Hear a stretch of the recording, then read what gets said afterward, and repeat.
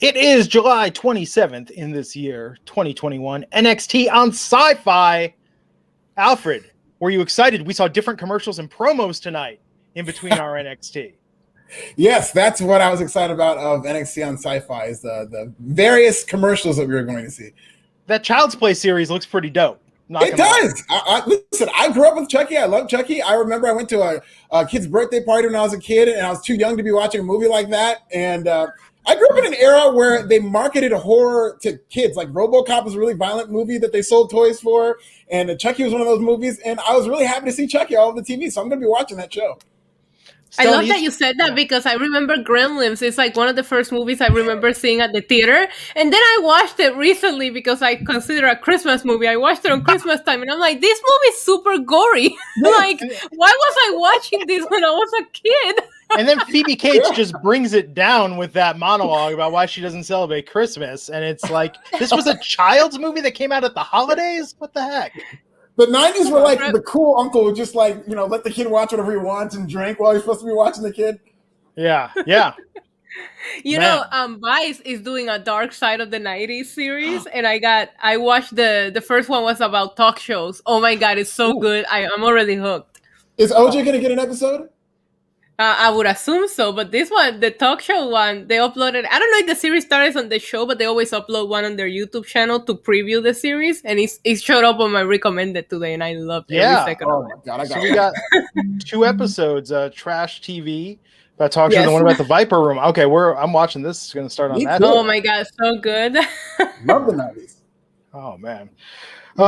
So it was okay. They got done what they needed to get done tonight. This was a watchable episode, but it felt like they knew our viewership's going to be way down. We got the announcements of the important things that are going to happen to TakeOver. We got to get that out there. We got to set that up.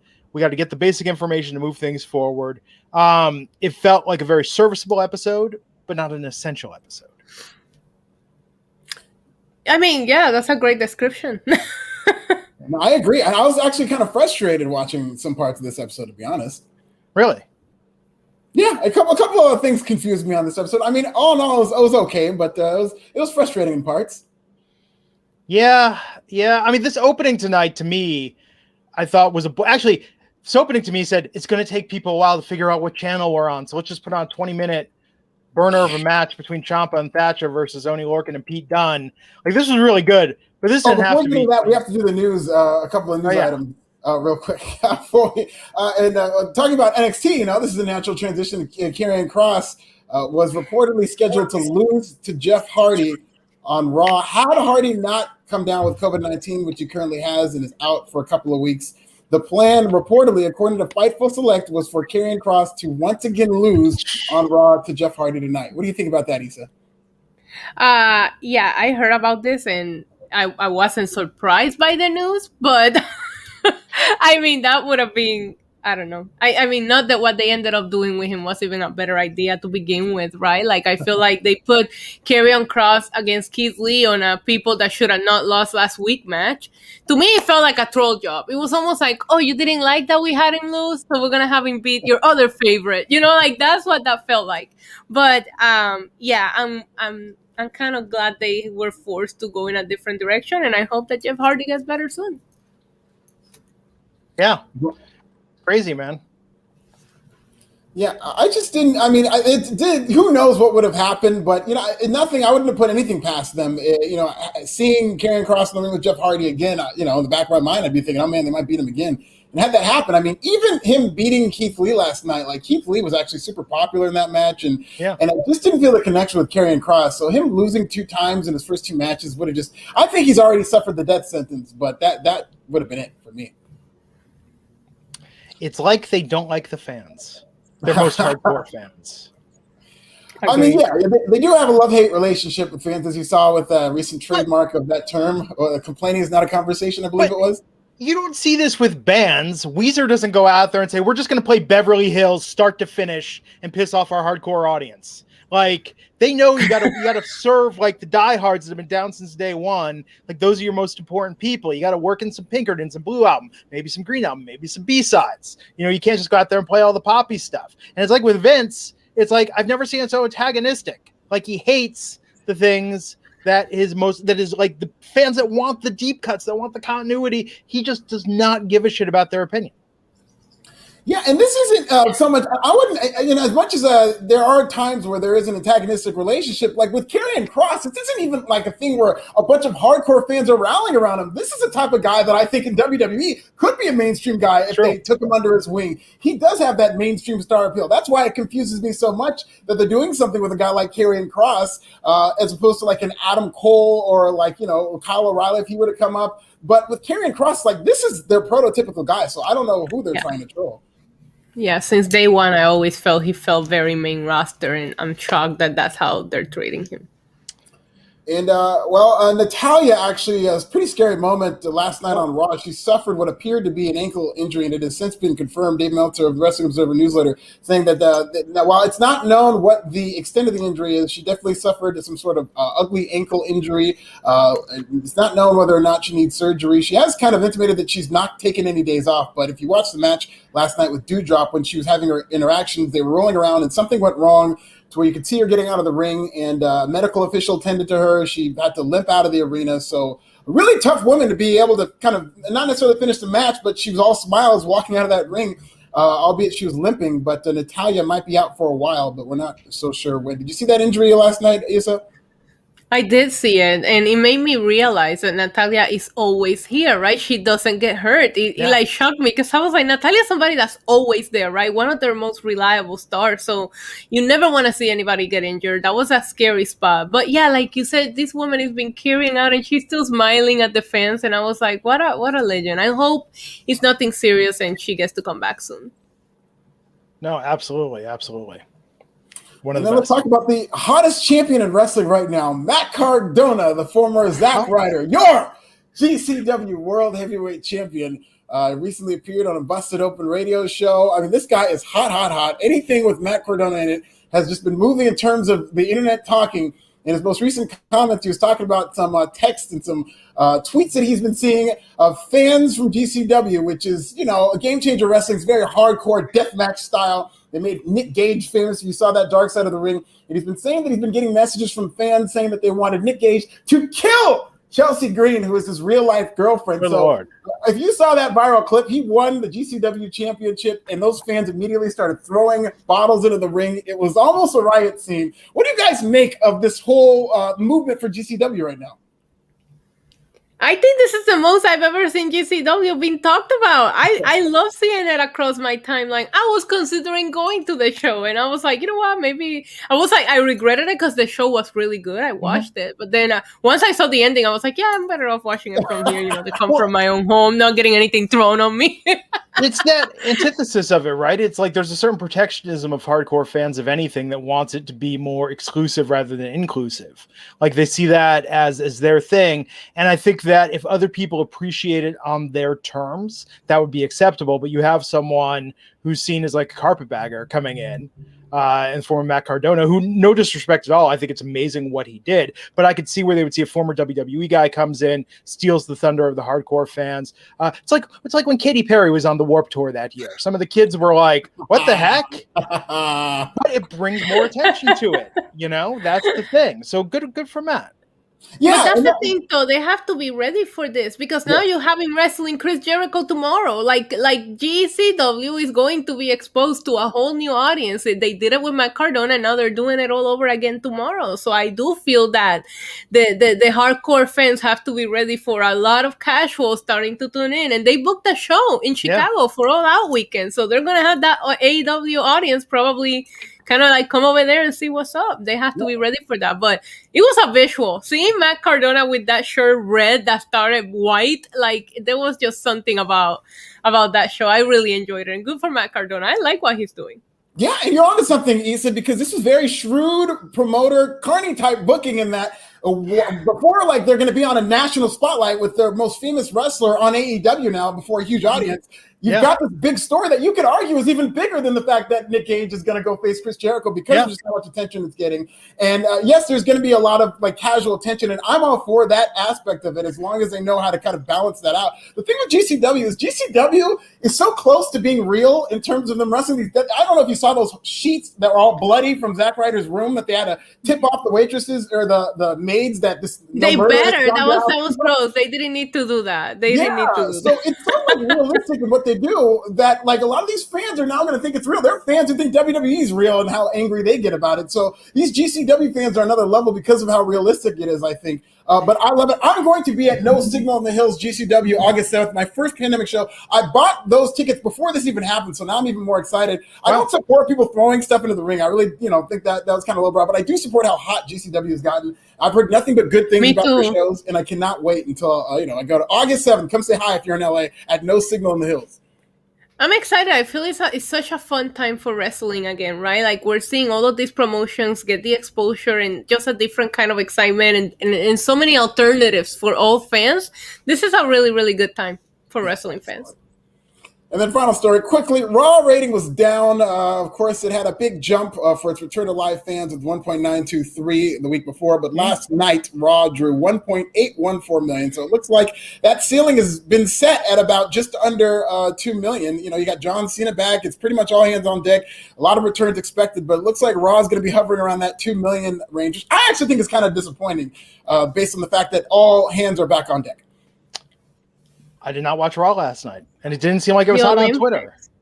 Yeah, but the Olympics are also on right now, and there was a couple of good swimming competitions last night. I found myself flipping the channel when there was a couple of competitions that I really wanted to keep my eye on. So I will say, given the fact that they were competing with the Olympics, I didn't think that was that bad of a drop, especially because they didn't even give John Cena or Goldberg on last night's show. Well, or maybe like me, some wrestling fans were on Disney Plus watching 1993's Life with Mikey, starring Michael J. Fox, with a good cameo, Jeff Jarrett and Jerry the King Lawler. Really? And Cyndi Lauper's in it. Life with Mikey is an underrated film, one of Michael J. Fox's better movies. Life with Mikey. He plays a former child star who becomes a talent agent, struggling. I've got a lot of 90s stuff to watch now. Yeah, it's very good. Oh, I got the one for you. I'll talk about it later. I don't want to completely derail the show, but I watched something today that blew my mind that I'd never seen before. A movie that I'd heard of, I dismissed, and then I watched it today and I was like, wow. What else we got in the news? That's the news. Black Star Johnny Hex 499. Joey, the former drummer of Slipknot, passed away. He was one of the founding members. Slipknot, talk about bringing the wrestling energy to music. One of the all-time great theatrical bands. And I've said this before, I bought the t-shirt and the album not even hearing it. I was like, I saw what these guys looked like. I was like, I'm in. I am into this. Amazing. If there is like wrestling, I could see the wrestling parallel. It's very Legion of Doom like with the pageantry that they bring. Such a badass visual look to the band. I think the music is a little hit or miss for me, but I think there's a huge crossover with wrestling there. Bands like them, Kiss, Insane Clown Posse, Gwar, like they get that theatrical visual look. And rest in peace to Joey from Slipknot. Let's see what else. So NXT tonight, as I said, people were trying to find the channel, so they said Ciampa, Thatcher, Lorcan, Pete Dunne, just go out there and tear it up for 20 minutes. Issa, what'd you think of this opening match? I mean, it was a lot of fun. Ciampa was doing all of this stuff. I was like, where is he getting all this energy from? He looked amazing. Again, I miss Ciampa feeling a little bit more relevant because I miss like the way that he's been wrestling his last few matches. Like, it makes me almost want to see him as a singles wrestler again. It was a fun match. I thought they started the show hot. Maybe they did it like what Glenn said to kind of like let everybody find the right channel, but I was not mad at this match at all. I had a lot of fun watching it. I thought everybody looked great. Yes, this is an excellent wrestling match. And I will say, it was harder to really kind of invest in it emotionally. And just as I was, throughout this match, I was like, okay, this is good. These guys are working real hard. I agree. Tommaso Ciampa was on fire in this match.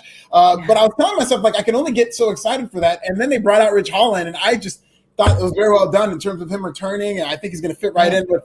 That's exactly what Pete Dunne and Oney Lorcan needed. If they're not going to break up, is a heater like Ridge Holland. So I'm right back into this feud in terms of Ridge Holland coming back. And I thought it was really well done how they just made him look like a monster all over again.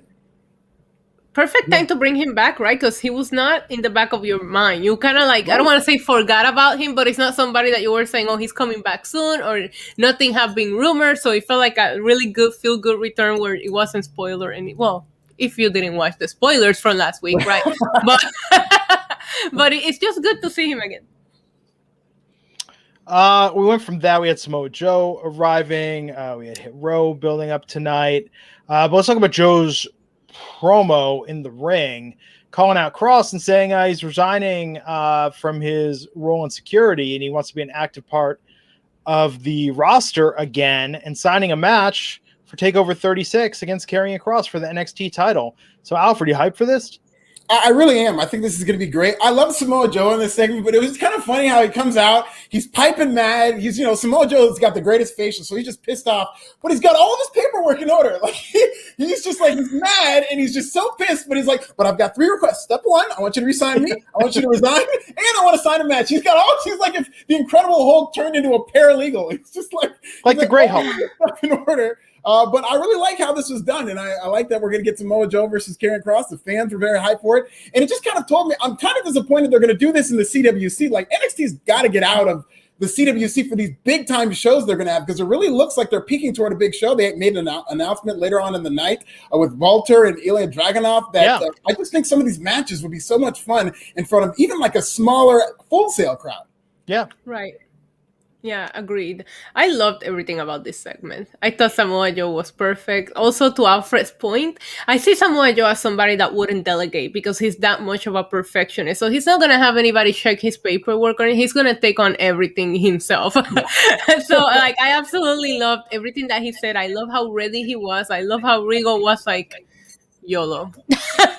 He didn't care. And yeah, I am so excited, but I'm almost more excited to see Samoa Joe wrestle like a bunch of other people. So I'm excited to see him go against Kross, but I kind of almost want to move on from that because there's so many stare downs that he's had that have me so hyped that I just want to see. I have Samoa Joe fantasy booked in my brain for like the next 10 takeovers.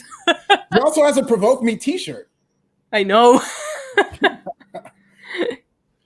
I think it's going to be hype. I think TakeOver 36 is going to be packed. They're really, really putting it all in there. It'll be interesting to see what capacity will have a crowd for that show.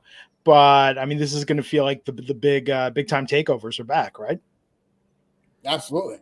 I mean, it'll feel big time it won't feel like a big time takeover until they get into an arena, because at NXT's peak, they're selling out like 12,000 seat arenas for these takeovers. And that's something I feel that they can still do. I'm like, if they piggybacked on one of these big pay-per-view weekends, but it's going to be a good show. I'm very much looking forward to it already.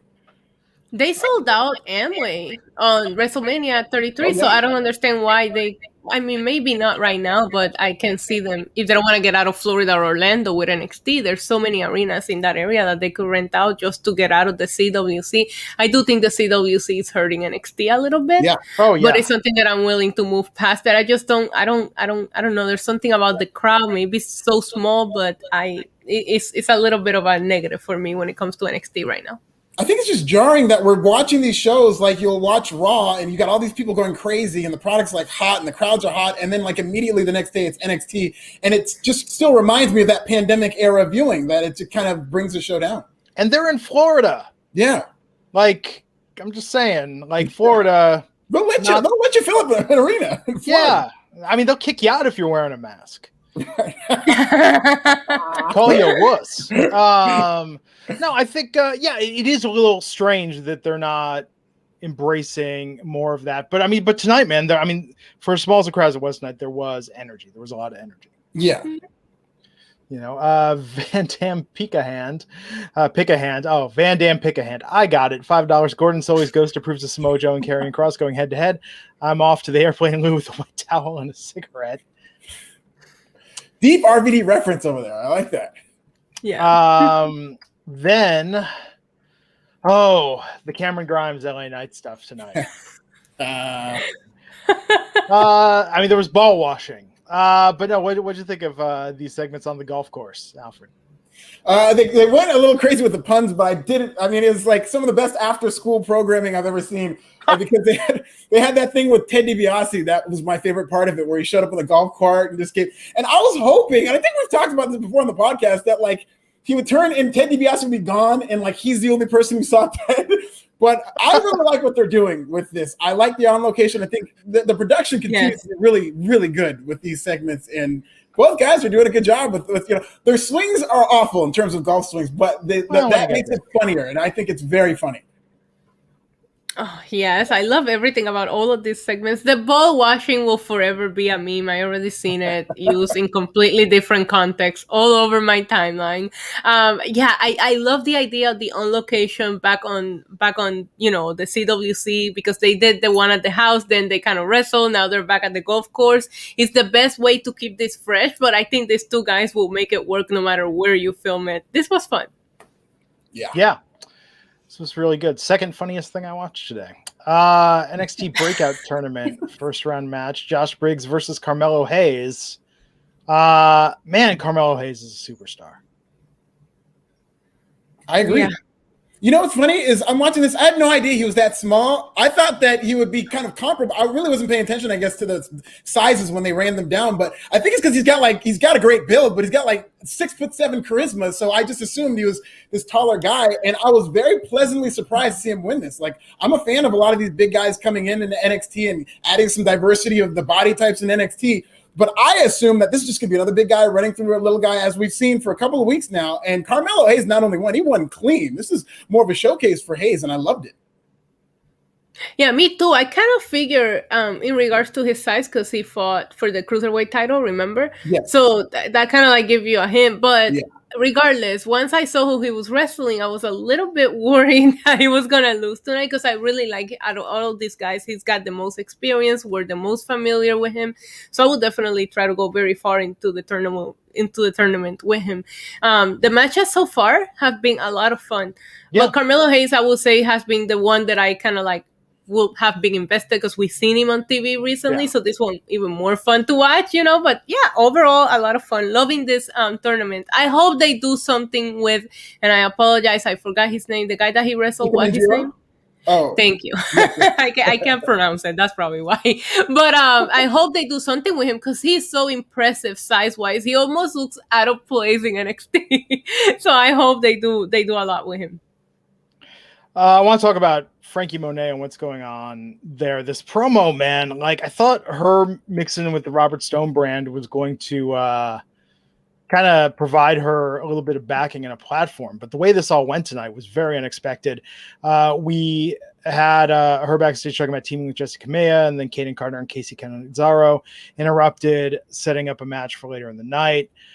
We saw more on the golf course with Ted DiBiase appearing before Cameron Grimes. Man, I mean, this rematch, if this happens in front of a crowd, is going to be off the hook at TakeOver 36. Yeah. So the match with Frankie Monet, we at that? No, because they set that up in the interview backstage. That's right. They did do the interview backstage. Yeah, that was kind of, that's what was the most frustrating part. And I guess we'll get into more was with everything they did with Frankie Monet today really made me scratch my head. Yeah. I mean, let's talk quickly about Raquel Gonzalez out there with Dakota Kai, and interesting build how Gonzalez is talking about everyone she's beat, best NXT women's champion ever, most dominant. They're hyping up. They're name dropping Asuka, Charlotte. I thought, and I don't know if you thought, I thought Sasha's music was going to hit and we were going to get Raquel versus Sasha TakeOver, right? Because the way they were building that, it was like, it's a matter of time. And Dakota did sell like, oh, I've got your back. We're like a team. And then Dakota attacking her is one thing. But, I mean, it'll be good. I don't know. Are you super hyped for this, Issa, for Dakota Kai versus Raquel Gonzalez at TakeOver? I am. I liked the promo that Dakota Kai cut tonight, and I didn't see it that way. The whole time I knew what she was hinting at, just because she kept saying you owe this only to one woman, and then she said, as long as I have your back, you will be champion. As soon as she said that, I was like, it's happening. It's happening, because she's basically saying this reign is thanks to her, I love seeing this side of Dakota Kai. I really like her, and I feel like she's kind of like done a good job at taking the back seat and letting Raquel shine. So I'm super excited for this, and the crowd, you could tell when she betrayed Raquel, everybody was really into that moment. We've all been expecting it, but it still doesn't make it not interesting when it finally happens. I didn't think that we're gonna do it this soon, Yeah. I still think that there's other people that Raquel could wrestle before she got to Dakota, but maybe the Dakota saving her and interfering is starting to get a little old when it comes to Raquel's title reign. So maybe that's why they pulled the plug on this now. Alfred, do you think Dakota wins it to TakeOver? That's interesting. I don't think it's a lock that Raquel Gonzalez holds on to that title because SmackDown's going under kind of a reboot with the women's division. They're going to have that Queen of the Ring tournament. We still don't know who's going to be in it. And I could see Raquel Gonzalez being somebody who gets called up within the next couple of months. So maybe Dakota Kai does win that match. Right now, I'll say that Raquel Gonzalez wins. I just love the mistrust that is built in whenever there's friends, because just like you, Issa, when I heard her say, "This is my best friend," that's when I was like, oh, here it comes. And I stayed away from the spoilers. I know they're out there, but I wanted to kind of be fresh in how I reacted to this. And so when she said best friend, I just kind of, my dog ears went up like, oh. And then when they played her music, I like how they did it because they played her music and I was like, okay, maybe they'll wait for another week. And then it just came. And I really don't think it is too soon because every single week of them appearing on camera together, they've done something where it's, and I'm sure they're going to play it up in the video trailer for this feud. They've done something subtle where either Dakota Kai will give her a look, or like there was that one week where Xia Li walked right past Dakota Kai and she's like, wait, I'm standing right here. And she went straight to Raquel. So there's all these little hints where Raquel makes some comment and Dakota will give roll her eyes in the background. And I think they're going to start putting those together so that you can see all the pieces of how this led to this. But I think they've done a good job subtly building the tension between these two. And hey, tonight they actually did a really good job of, I think, laying a lot of groundwork for the NXT women's division. We saw Mandy Rose backstage talking with Gigi Dolan and JC Jane. They didn't really say what they were talking about or what was going on, but they're building stuff there. We saw this next match, the tag division. We had Io Shirai and Zoe Stark in training in a little vignette backstage. There's a lot going on, but Kaden Carter and Casey Catanzaro versus Frankie Monet and Jessi Kamea. Was this Frankie Monet's first loss since debuting in NXT? Yes. I couldn't believe it. And it should have not happened. In a tag team match with Jessi Kamea as her tag team partner, with all due respect to Jessi Kamea, she could have taken that loss. There's no reason for Frankie Monet to lose his match. For Casey Catanzaro, Casey hasn't really been on a push. She had that great Rumble spot, and then she was in, and then she was out. She was away for a while. I worry that this signals that they're dropping the ball on Frankie. I know they're setting up some drama with her and the Robert Stone brand, her being mad at him tonight, but she is better than this. She seemed like she was on the fast track to the NXT Women's Championship, or at least the main event spotlight, and I don't know why they're putting her in the muck and the mire here. 1000% agree. I don't think that Frankie should have lost, and I think that they teased so many possibilities of feuds with Frankie when she first was showing up before we saw her in the ring, and they haven't really executed in any of them. She called out Mercedes Martinez, she called out Raquel, she called out Io, and then they're going in this direction with her. I just think it doesn't make her shine. There's just something about this that's not working for me. And this was even during the interview. This was even before watching her having to lose that match, which it infuriates me. I think she has star power written all over her, and I think she could be in the title picture if you would have kept pushing her the way you were pushing her. She was squashing people out there every week, and now she's doing this. I don't understand when it happened, and I told you guys, I think it was last week when she came out after Aaliyah had her moment, or 2 weeks ago. It felt weird to me, and maybe it was just premonition of what was to come, because I don't like this at all. I hope they go I hope they go somewhere with it, or she walks away because, kind of like Aaliyah did. Yeah, you guys are not worth it. She could be main roster bound. I could see Vince seeing something in her. I hope that's what's behind this. But even that, the biggest hang up that I have with this is that they're heating her up. They're treating her like this great big star. She is getting a series of squash wins. She didn't even get that first actual feud with somebody else who's of her level to where she could either win that match or maybe she does lose that match. But there's a lot of intrigue in something like that. And now she's suddenly being knocked down a peg to where it's not going to mean as much, I don't think. You could have put her in a one-on-one feud with Io. Yeah. And not put Io in the tag team division. They could have a non-title feud. They could have, there's so much you could have done with her. I just didn't like this, and hopefully they change creative on this. Yeah, they're making it seem like, the Robert Stone brand was doing fine on its own. I don't think this is 1 + 1 = 2. I feel like this is 1 + 1 keeps both at 1. Yes. It's just not. It's not working. Steve Marcuccioli, $3.99, saying better chance to main event at WrestleMania. Cross or Priest? Well, they're doing everything right with Priest now. He did have that ugly loss to The Miz, but he's kind of being on the track to where he's probably going to beat Sheamus for that U.S. title, and who knows from there. So Priest is now in the lead, I'll say. Yeah, agreed. I mean, he definitely looked a lot better than Cross last night. And Cross, they both got a win, but I felt Priest was more significant. Robert Martinez, $2.99, NXT Sunday Night Heat Basura. Basura, it's trash. Basura. Yeah. I took Spanish and French, 2 years each. Don't remember any of it. Yeah, I took 5 years of Spanish, and not really good. I had to look up the lyrics, the translations to Menudo songs that I've learned phonetically. Can we get a Menudo reference every single week? We could. We absolutely could. Isa on the Menudo fan page, Project M was posting they did Burger King commercial in Puerto Rico in the late 80s. Oh my God. And I'm thinking I got to dive deep into Project M. Now, Project M was 3 of the golden age era Menudo that when they aged out of the group went and formed their own group in their late teens, early 20s. Yeah, because aging out of Menudo was like 16-year-old. You're too old for Menudo. You gotta go. So I wonder who's had better careers, like former Menudo members or former NXT roster members. Kind of tough when you weigh it. Former Menudo members. Ricky Martin was a Menudo member, and look at him. Yes.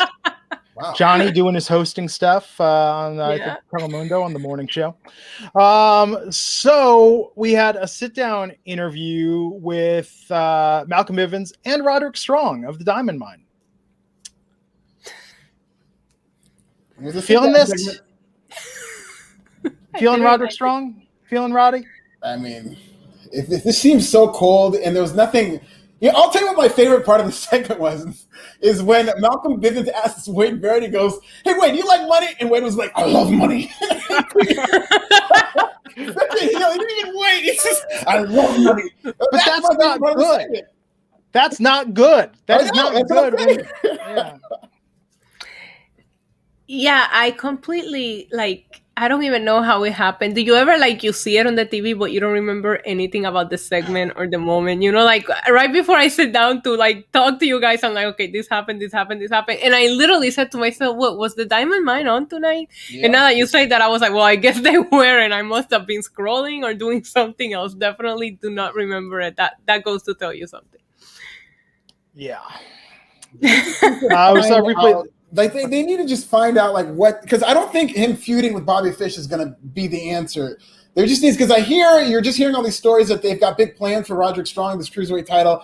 They just need to fast track him to a one-on-one cruiserweight championship feud. So there's a reason as to why they're fighting, and maybe that'll make the promos and all this better. But I just don't get this Diamond Mine thing at this point. Well, they got new shirts on the shop. Oh, they did. At least they're pushing merch. Yeah, I mean, Nikki Ash doesn't have any merch, and Diamond Mine does. So there goes. That's a sign. They're saving it for Halloween. There's gonna be Nikki Ash costumes. That would be a waste if they don't have Nikki Ash costumes for Halloween, which is just around the corner. That would be a waste. So, Dragunov versus Walter, TakeOver 36 for the NXT UK Championship. They reshowed the video they showed last week. That's gonna be huge. It's gonna be awesome. I'm so hyped. Imperium versus Hit Row tonight. And Imperium getting the win, but Legado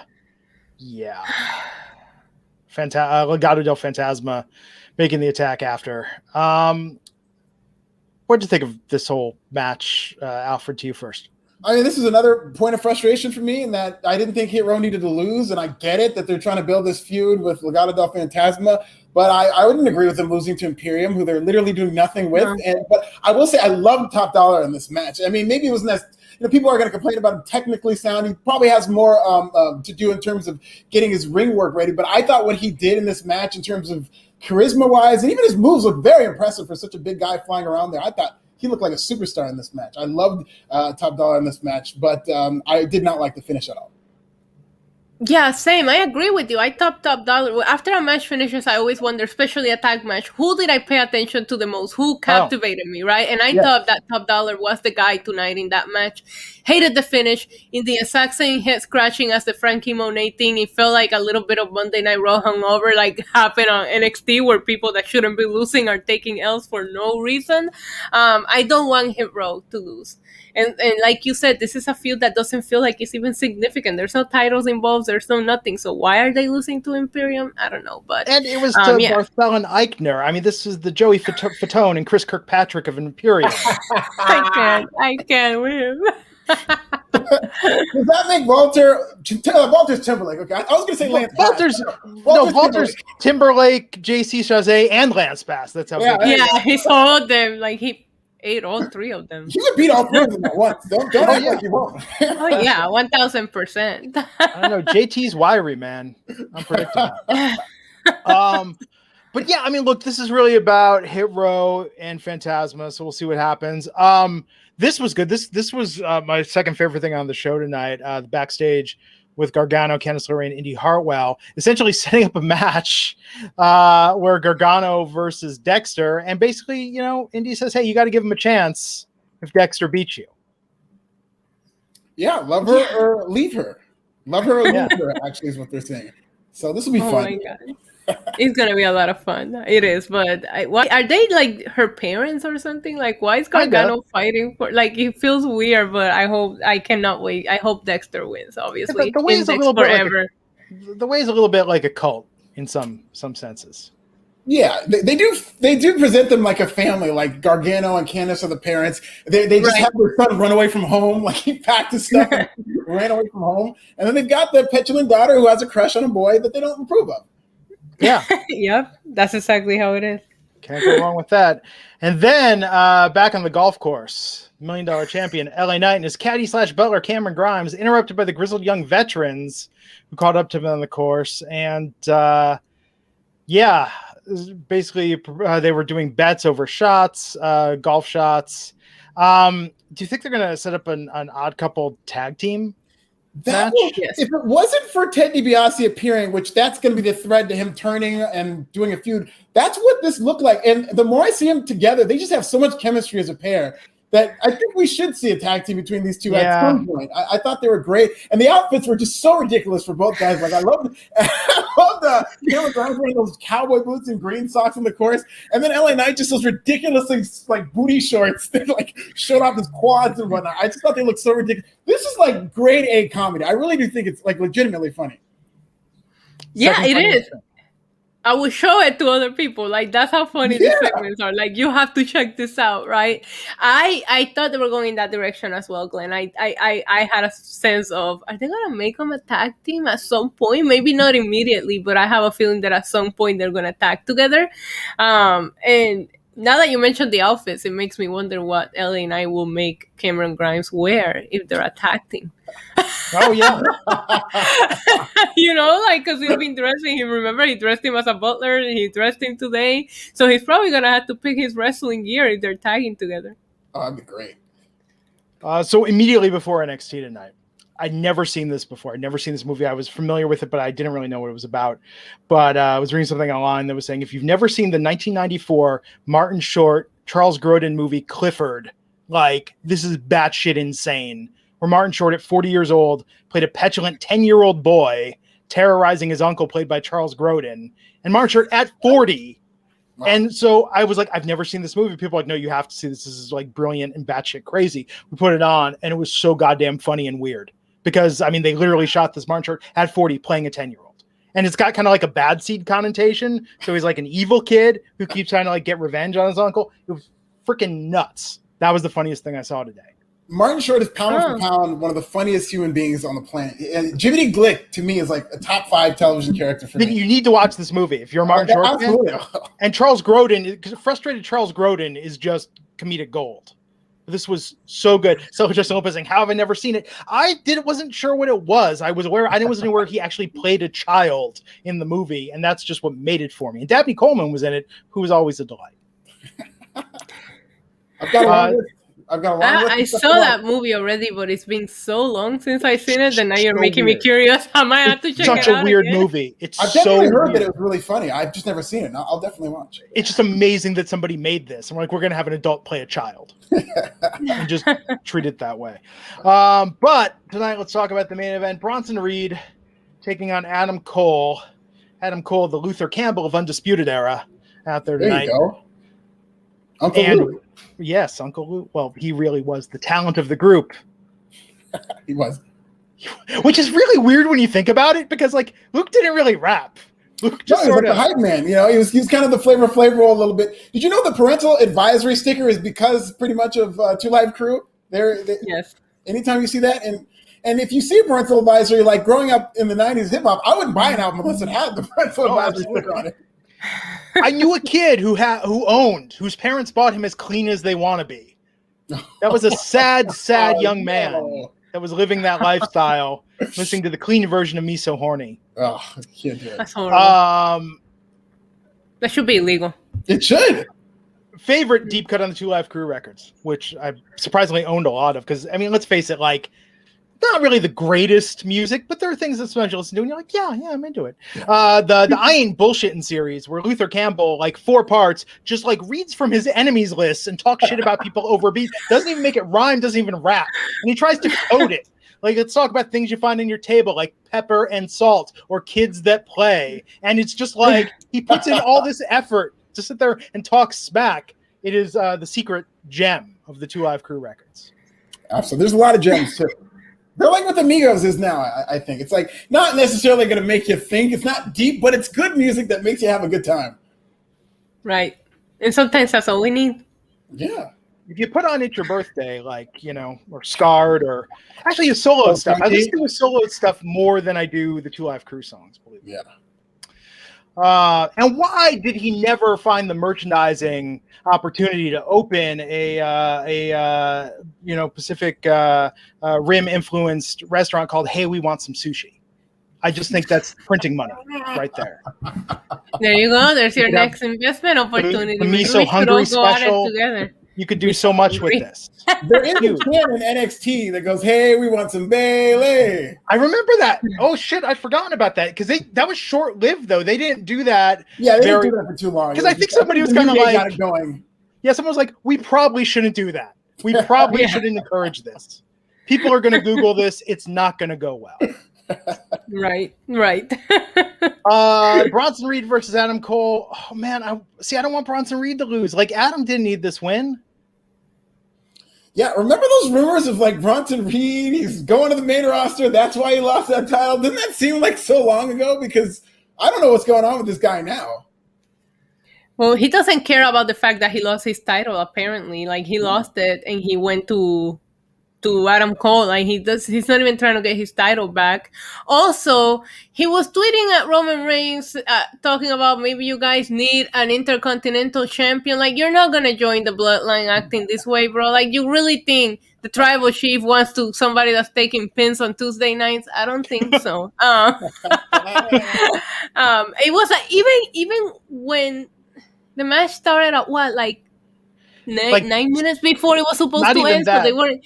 Yeah, which was weird to me for an Adam Cole match, because when Adam Cole main events, I'm like, they give him time, you know. But this show was a little bit cramped. Like, they put a lot into this show, which, okay, I mean, for it being in sci-fi, I thought they were gonna not even try, but they didn't do that. I don't understand what's going on with him. Maybe he didn't want to go to the main roster. Now he's paying the price, but to me, this doesn't make any sense. It made me scratch my head too, because he should be trying to get his title back, or I don't even understand why he's going after Adam Cole. And don't even get me started with the ending, because I'm kind of over Kyle O'Reilly and Adam Cole. Very, very much over this feud. I have a feeling we're going to get the 3rd installment at the next takeover. Yeah, I'm not looking forward to that either. And just based on this crowd reaction, this match, they were just going back and forth in terms of mostly chanting for Adam Cole, because they haven't really established what the heat is between these two guys. Why should they be rooting for Bronson Reed over Adam Cole? What are they fighting over? This has been the problem with Adam Cole's feuds lately. It's like, it's a lot of wrestling for the sake of wrestling. And they even booed Kyle O'Reilly when it came back. And I know that is like continuity, because that's what Adam Cole did, but that was so long ago. And they seemed like they did resolve that problem. So it did seem kind of cheap for O'Reilly to come out there. And I don't even know myself if Kyle O'Reilly is supposed to be the heel or not in this match, because he's doing this like new character where he's snapping all the time, and he's very Ken Shamrock like. Yeah, I don't get it. I just don't get it. And I really wonder what stipulation can you give them at this Yeah. point to make this match interesting or to get us back into it, because after that unsanctioned match and then they have what, like a regular wrestling match, it's just like, what are you gonna do now? What can you do? They're gonna kill it. They're good wrestlers, don't get me wrong, but it's Sure. just like I felt so over it when I saw him come out. I'm like, please, not again. Yeah. I mean, I feel it's going to be a little too much of just that hard-hitting bell-to-bell action, because already you're going to have the NXT UK Championship on there. You're going to have Samoa Joe versus Cross. Actually, that might be a little different. That could be more condensed brutality. Like, but you know what I mean? Like, that won't be as much of a technical. Well, it won't be a technical wrestling match. Like, that'll just be a it'll little just be more a hard-hitting. rampage.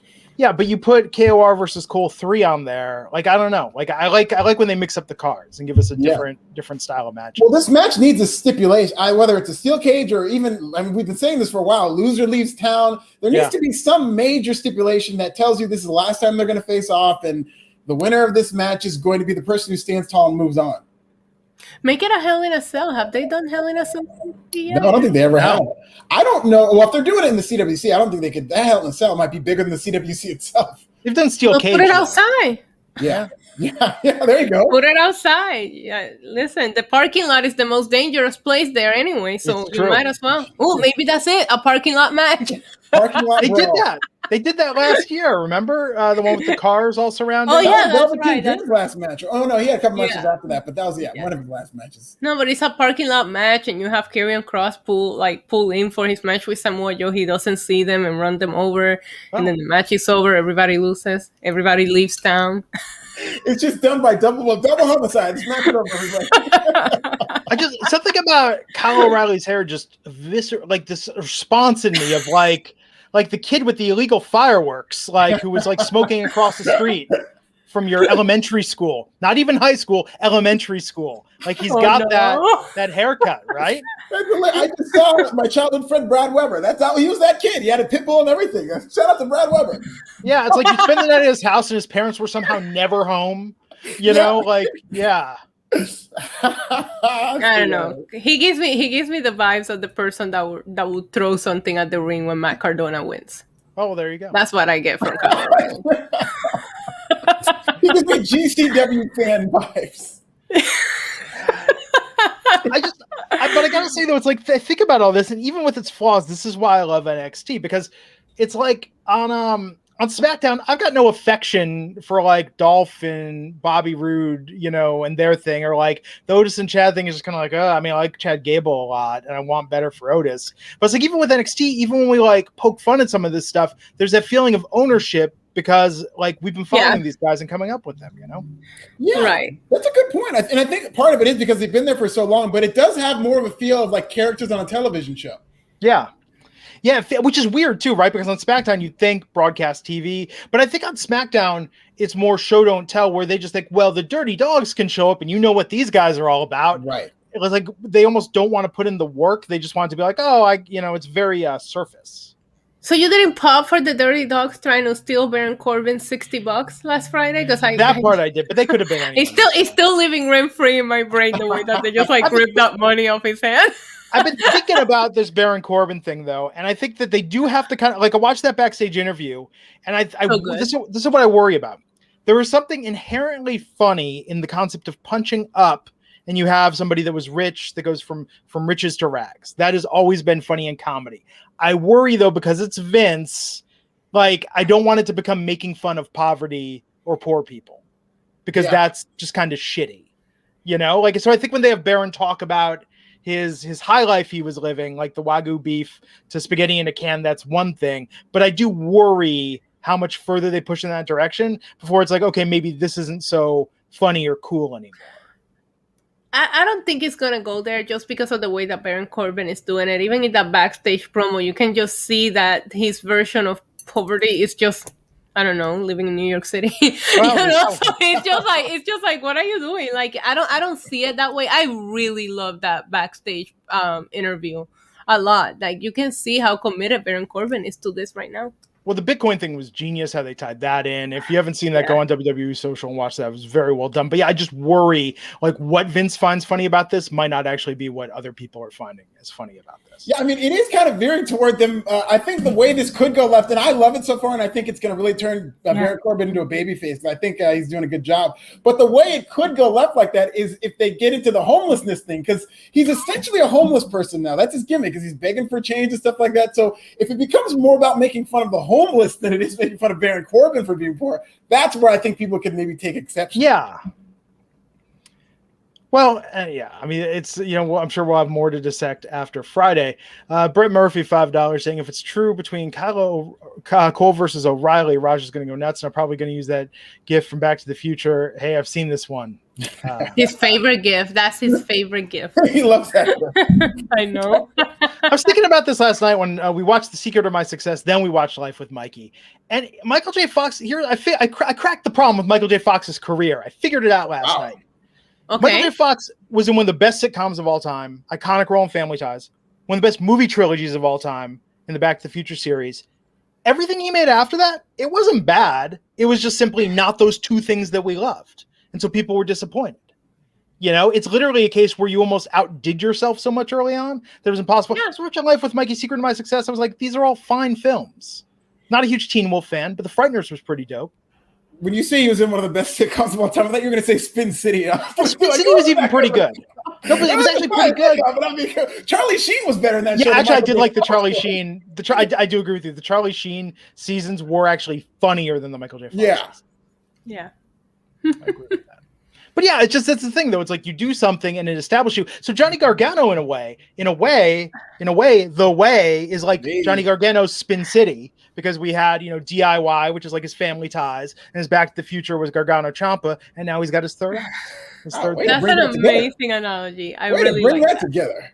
So are you saying that you don't think The Way is as good as anything he did beforehand? Because I think that'd be a valid. As funny as he is in The Way, I mean, peak Johnny Gargano was like the best wrestler that company had ever seen. Yeah, you enjoy it, and he's funny, and it's entertaining. But you are not. I mean, come on, like you were rooting for that kid in DIY, and you were really rooting for him in Gargano versus Ciampa, where they went there. Yeah, she wasn't. I'll tell you though, the biggest missed opportunity, but there would have been no coming back from it, was when Candice came out that time to try and stop it at that takeover. If Candice would have walked off with Ciampa, that would have been the ultimate ending. Yes. To that feud. And by I thought you were rooting for him, Glenn. What the hell? But that would have been, come on, that would have just been like, holy shit. Like, that would have been, I mean, come on, that would have been, because, I mean, Ciampa was really heelish in that, but that would have been like next level heel. Right. Yeah. Right. No, Johnny Gargano was the Michael J. Fox of NXT. That's so beautiful. Yeah. I like that. I like that analogy a lot. Me too. I didn't know where you were going with that, but we got there. Yeah, it's a really wild analogy, but he didn't bring it together. I didn't know where he was going there. Sometimes it works. Seller just a little bit saying, "Don't job Teen Wolf." I thought Teen Wolf was just okay. I don't remember it. I saw it a bunch of times when I was younger, but I don't remember anything about it. He rides on top of a van while someone's driving a van. Yeah. I thought that was cool as a kid. I thought a lot of stuff was cool as a kid. That as an adult, I kind of watched and I'm like, oh, maybe it wasn't so cool. Maybe it wasn't so good. I think that's the case for everybody. Yes. But then other things I watched, I'm like, this is better than I realized it was when I was a child. Yes. It goes both ways. So that was NXT tonight.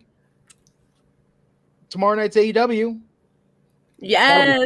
That'll be fun. I can't wait. Very much looking forward to that. I know. Me too. I actually get to cover it. I think you're on tomorrow, Alfred. Oh no, I'm not on tomorrow, so you might be taking my place tomorrow. Maybe that's one thing. I know. I'm filling in for someone. I'm pinch hitting tomorrow. Have you worked with Justin before, Issa?